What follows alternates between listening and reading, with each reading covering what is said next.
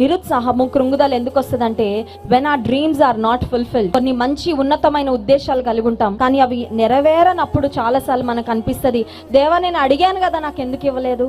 నేను ఈ సన్నిధిలో కోరుకున్నాను కదా, మొరపెట్టాను కదా, ఉపవాసం ఉన్నాను కదా, నిన్ను బ్రతిమాలుతున్నాను కదా, గోజాడుతున్నాను కదా, నేను అడిగింది నాకు ఎందుకు ఇవ్వట్లేదయ్యా? కొన్నిసార్లు మనం అడిగింది ఒకటైతే దేవుడు ఇంకోటి ఇస్తా ఉంటారు. కొన్నిసార్లు మనం దేవుని ఏం అడుగుతామో అది మనకి తప్ప అందరికి వచ్చినట్టుగా అనిపిస్తుంది. ఎవరైనా గనక హెయిర్ లాస్ గురించి ఎక్కువ బాధపడతా ఉంటే వారికి రోడ్డు మీదకి వెళ్ళగానే అందరు పొడవ జడ్లు ఉన్న వాళ్ళు కనబడతా ఉంటారు. ఆమెకు అనిపిస్తుంది, ఈ సమస్య నాకెందుకు, ఈ ఇబ్బంది. కొన్నిసార్లు మనకి ఏది లేదో అది ఎక్కువగా ఇతరుల జీవితాల్లో మనం చూసి బాధపడిపోతా ఉంటాం. Why isn't God answering my prayers? నేను అడుగుతున్నా కదా, దేవుని సన్నిధిలో గోజాడుతున్నా కదా, దేవుడు ఎందుకు నా ఆశలు, నా ప్రార్థనలు నెరవేర్చడం లేదు? మీ గ్రంథం 29వ అధ్యాయం 11వ వచనంలో దేవుని వాక్యం సెలవిస్తుంది, ఆయన మన పట్ల సమాధానకరమైన ఉద్దేశాలు కలిగి ఉన్నాడంట. దేవుడు మన పట్ల కలిగిన ఉద్దేశాలు హానికరమైనవి కావు అనే మాట ఉంది.